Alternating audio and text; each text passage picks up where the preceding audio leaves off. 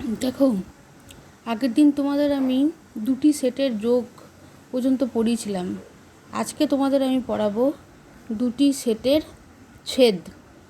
যদি এ ও বি দুটি সেট হয় তবে তাদের ছেদক সেটকে এ ইন্টারসেকশন বি দ্বারা প্রকাশ করা হয় এবং সংজ্ঞাত হয় এ ইন্টারসেকশন বি সমান A x x belongs to A and x belongs to B.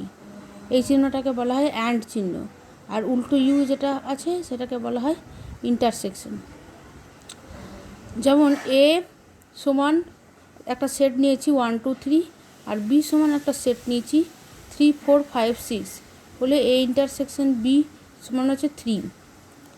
এখানে ইন্টারসেকশন বলতে দুটো সেটের মধ্যে যেটা কমন এলিমেন্ট থাকবে সেটাকেই বোঝানো হয়েছে।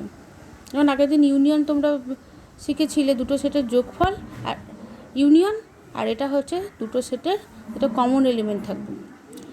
যদি দুটি সেট এ এবং বি এই রূপে হয় যে A intersection B equal to 5, তবে এ এবং বিকে পরস্পর বিচ্ছেদ সেট বলে। এটা তোমরা জেনে রাখবে, বিচ্ছেদ সেট কাকে বলে। যদি তাদের মধ্যে কোনো কমন এলিমেন্ট না থাকে তাকে বলা হয় বিচ্ছেদ সেট। এবার আমি তোমাদের পড়াবো উপসেট। যদি এ এবং বি এই রূপে দুটি সেট হয় যে সকল এক্স বিলংস টু এ এর জন্য এক্স বিলংস টু বি হয়, তবে একে বি এর উপসেট বলা হয় এবং লেখা হয় কি এ সাবসেট অফ বি। এই চিহ্নটাকে সাবসেট বলবো। যেমন এ 1 2 একটা সেট, বি 1 2 3 একটা সেট, বলে এ সাবসেট অফ বি। দেখো এটা একটু ভালো করে বুঝে নাও উদাহরণটার সাহায্যে। 1 2, দেখো এ সেটের দুটো এলিমেন্ট আছে 1 2, আর বি সেটে আছে 1 2 3। এখানে এ সেটের যে এলিমেন্ট সেটা সবসময় বি সেটের থাকতে হবে, সবগুলো এলিমেন্টই বি সেটে থাকতে হবে। দেখো এ সেটের এ 1 2টা বি সেটে আছে, তাহলে এ সেটকে আমরা বি সেটের কী বলবো? উপসেট বা সাবসেট। আর যদি বি সেটে অন্তত একটি পদ থাকে যা এ সেটে নেই, তবে এ সেটকে বি সেটের যথার্থ উপসেট বলে এবং লেখা যায় এ যথার্থ উপসেট বি। তার মানে দেখো বি সেটের একটা এলিমেন্ট 3 সেটা এ সেটে নেই। এবার দেখো আমরা সূচক সেট পড়ব। যে সেটের পদসমূহ একটি প্রদত্ত সেট এ এর উপসেট তাকে প্রদত্ত সেটের সূচক সেট বলা হয় এবং একে পি এ প্রতীক দ্বারা প্রকাশ করা হয়। প্রতীকের সাহায্যে কেমনভাবে লেখা যায়? পি অফ এ সমান x capital x such that x subset of M.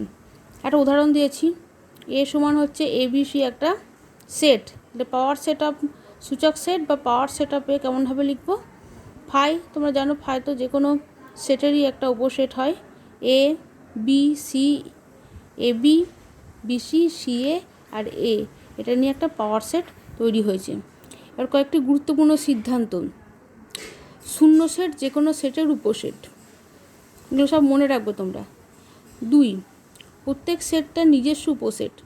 ধরি এ যে কোনো একটা সেট, তাহলে এক্স বিলংস টু এ হলে এক্স বিলংস টু এ হবে, অতএব এ সাবসেট অফ এ। তার মানে প্রত্যেক সেট তার নিজেরই উপসেট হবে, নিজস্ব উপসেট হবে। 3 নম্বর, তিনটি সেট এ বি এবং সি যদি এ রূপে হয় যে A subset of B, B subset of C, তবে এ সাবসেট অফ সি। তোমরা এইভাবে জিনিসটা বুঝতে পারো। দেখো এ বলছে বি এর সাবসেট, তাই তো?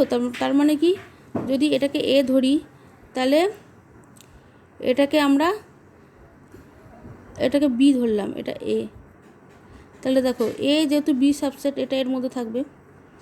আবার বলছে বিটা সি এর সাবসেট, এটাকে যদি সি ধরি, এটাকে সি, তাহলে এটা বি এর সাবসেট, তাহলে সি সবসময় নিশ্চয়ই এর ভেতরে থাকবে, সি এর ভেতরে সবসময় এ থাকবে, তার মানে কি এ সি এর সাবসেট হবে। এভাবেও তোমরা বুঝতে পারো জিনিসটা। এখানে আমি ব্যাখ্যা করেছি অন্যভাবে।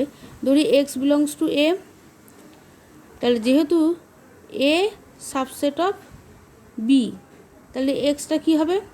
বিতেও থাকবে, এক্স বিলংস টু বি। আবার এক্স বিলংস টু বি, আবার বি সাবসেট অফ কি? C, B subset of C, তাহলে অতএব এক্স বিলংস টু সি। আবার যে কোনো x belongs to A implies x belongs to সিতেও থাকছে, তাহলে এ সাবসেট অফ সি। তোমরা এইভাবে জিনিসটা বুঝতে পারো, আবার এইভাবেও বুঝতে পারো। এবার দেখো, যদি এ সাবসেট অফ বি এবং বি সাবসেট অফ এ হয়, তবে এ সমান বি হবে। দেখো, এটা বি এর সাবসেট, যদি এটাকে আমরা এ ধরি, এটা বি এর সাবসেট। আবার বলছে বিটা আবার এ এর সাবসেট। এটা কীভাবে সম্ভব হবে? যদি এই দুটো একে অপরের ওপর থাকে, একে অপরের ওপর যদি সমাপতিত থাকে, তবেই সেটা সম্ভব হবে। এভাবে সম্ভব হচ্ছে না, তাই তো?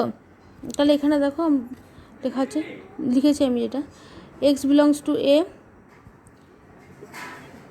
এ subset of B, x belongs to, তাহলে বি হবে, যেহেতু এ সাবসেট অফ বি, তাহলে x belongs to A implies x belongs to B. এটাকে 1 নম্বর ধরেছি।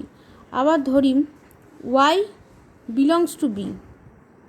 আবার বিটা কি? যেহেতু বিটা এর সাবসেট, তাহলে ওয়াই বিলংস টু এ। অতএব কি? Y belongs to B implies y belongs to A. এটাকে আমরা 2 নম্বর ধরলাম। 1 এবং 2 থেকে আমরা কি পাই? যে নিশ্চয়ই এ সঙ্গে বি সমান হবে। এবার যে ভেন চিত্র, ভেন চিত্রটা কি? ভেন চিত্রের সার্বিক সেটকে আয়তক্ষেত্র দ্বারা এবং অন্যান্য সেটকে বৃত্ত দ্বারা প্রকাশ করা হয়। দেখবে পরবর্তীকালে আমি পড়াবো এই টোটালটাকে, ভেন চিত্র এরকম আয়তাকার, আর যে সেট নিয়ে আমরা, আর অন্যান্য সেটকে আমরা এইভাবে বৃত্ত দিয়ে এগুলো প্রকাশ করব। আমি প্রমাণ করছি, দেখো ভেন চিত্রের সাহায্যে কতগুলো জিনিস। ভেন চিত্রের সাহায্যে প্রমাণ করো। 1 নম্বর কি প্রমাণ করব? A union B union C সমান A union B union C. দেখো এটা প্রমাণ করছি কীভাবে, ভেন চিত্রের সাহায্যে। দেখো এ ইউনিয়ন বি, এখানে এ একটা সেট নিয়েছি আর বি একটা সেট নিয়েছি, ঠিক আছে? এ ইউনিয়ন বি মানে কি তোমরা কি জানো? এ ইউনিয়ন বি মানে জানো যে দুটো সেটের যোগফল। তাহলে দেখো, আমরা দুটো সেটের যোগফলকে এখানে কেমনভাবে ভেন চিত্রে লিখেছি। এ আর বিটাকে আমি এরকম লম্বা লম্বা দাগ দিয়ে প্রকাশ করেছি। এটা হচ্ছে এর যে এ ইউনিয়ন বিকে এটা এই এরকম দাগ দিয়ে চিহ্নিত করেছি। এবার ইউনিয়ন সি, সি আর একটা সেট আমি এঁকেছি, সি, সেটাকে আমরা এইভাবে দাগ দিয়ে প্রকাশ করেছি। তাহলে কি? টোটাল এ ইউনিয়ন বি ব্র্যাকেটে ইউনিয়ন সি, তাহলে এইভাবে প্রকাশ করা হলো। এটা ভেন চিত্রের সাহায্যে বোঝানো হলো। আবার দেখো, এ ইউনিয়ন ব্র্যাকেটের মধ্যে বি ইউনিয়ন সি। আর বি ইউনিয়ন সি মানে কি? বিটার সিটা একসঙ্গে এরকম, এই যে বিটা বি ইউনিয়ন সি, এই যে এইভাবে বি আর সিটাকে প্রকাশ করেছি। এটা বি ইউনিয়ন সি, এই যে লিখে দিয়েছি, দেখো এই চিহ্নিত অংশ। এবার এ ইউনিয়ন, এর সঙ্গে কি এটা ইউনিয়ন, মানে এটারও যোগফল, এই যে এটাকে এইভাবে প্রকাশ করেছি। তাহলে দেখো টোটাল তিনটেকে নিয়ে কি হয়েছে?